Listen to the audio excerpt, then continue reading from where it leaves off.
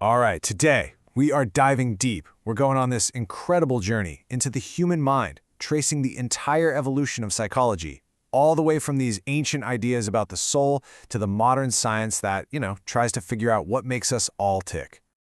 So, have you ever woken up from some totally bizarre dream, maybe one with a dinosaur and a leotard, and just thought, where did that come from? Or what about when you say something you absolutely did not mean to say? Well, those are the little gears of your consciousness turning. And for centuries, we've been asking that same question. What is really going on in here?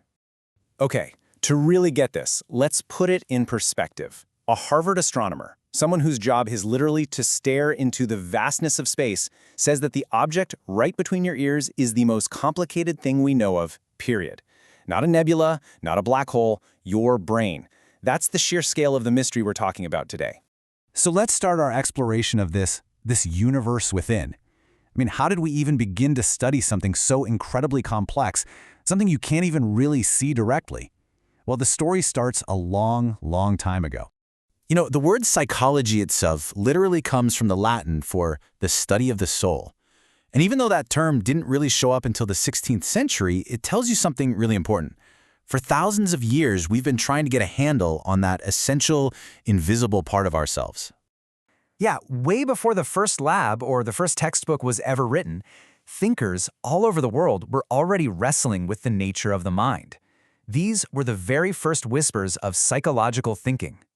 And what's amazing is just how disconnected these early attempts were. You've got Aristotle back in the 4th century BCE, and he's totally wrong about where consciousness is. He thought it was in the heart.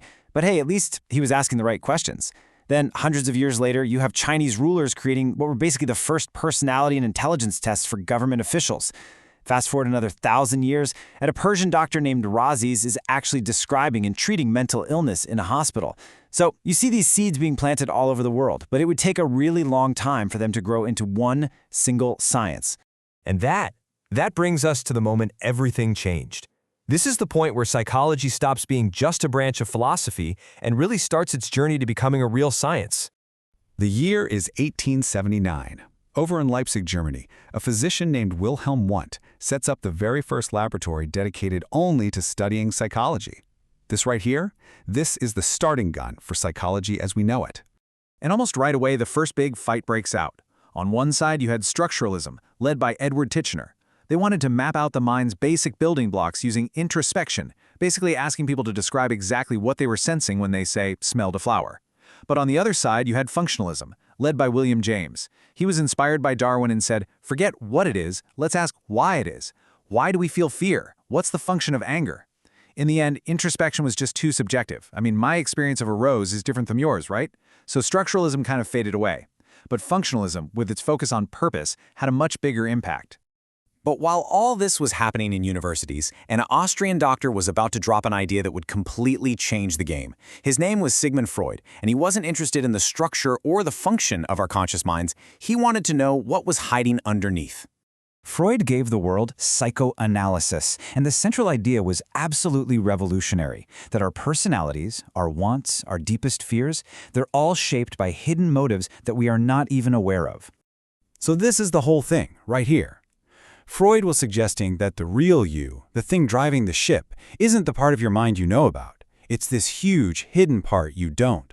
We are profoundly affected by mental processes that we are not even aware of. Think about how wild that is.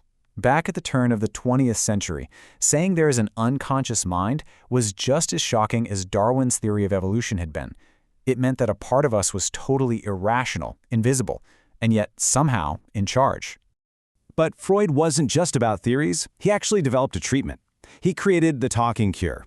A patient would just relax and say whatever popped into their head. That's called free association. The whole point was that by tracing these random thoughts, you could dig up repressed feelings and memories. And through that self-insight, their symptoms could actually get better. This was a massive, massive breakthrough, offering therapy instead of just locking people away. Now, not everyone was buying Freud's deep dive into the invisible mind. As psychoanalysis got bigger, this really powerful counter-movement popped up, and it wanted to drag psychology out of the head and into the real, observable world.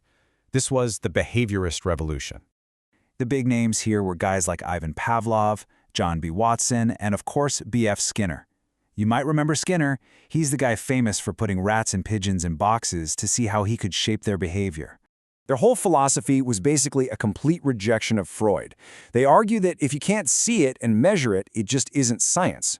To them, psychology should only be the study of what you can observe. Someone screaming or crying or pressing a lever, and not all the fuzzy, invisible mental stuff going on behind the scenes. So for decades, you had these two massive forces, psychoanalysis and behaviorism, pretty much at war for the soul of psychology. So, what happened? Well, the field grew up, it evolved, and it started to integrate the best of both worlds. And that brings us to the definition we use today. Modern psychology is the science of behavior and mental processes. See what they did there? It's a perfect blend. It honors the behaviorist demand to study observable actions, but it also makes room for the inner world of thoughts and feelings that Freud was so fascinated by. So the big takeaway here is that psychology today is really a big, old melting pot. A psychologist now, trying to understand something like anxiety, might look at a person's behaviors, their unconscious fears, and their brain chemistry all at the same time. They know the mind is way too complicated to be opened with just one key. So we've gone from Aristotle thinking with his heart, to Freud's hidden unconscious, to Skinner's observable actions. We've seen psychology grow into a science that tries to embrace the whole messy, complicated, beautiful human experience. The brain is still the cosmos' greatest mystery, and our quest to figure it out is far, far from over. The only question is, what will the next clue reveal?